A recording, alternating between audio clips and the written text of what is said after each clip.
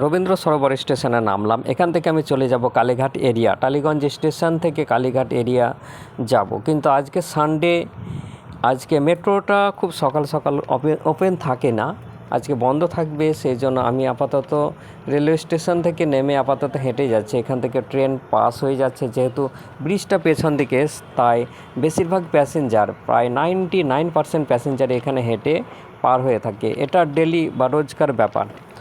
প্যাসেঞ্জারদের সঙ্গে সঙ্গে আমিও যাচ্ছি, যেহেতু আমি ফ্রন্টে একদম আছি, সেজন্য আমার সামনে খুব বেশি প্যাসেঞ্জার নেই। আমি আপাতত রবীন্দ্র সরোবর মেট্রো স্টেশনের দিকে যাব, তাই টালিগঞ্জ স্টেশনের সামনে দিয়ে বেরিয়ে যেতে চাইছি। অনেক মানুষ ট্রেন বেরিয়ে যাওয়ার পরে পরে চলে যাচ্ছে মেট্রো স্টেশনের দিকে, কিন্তু এই মুহূর্তে আজকে খোলা থাকবে না মেট্রো।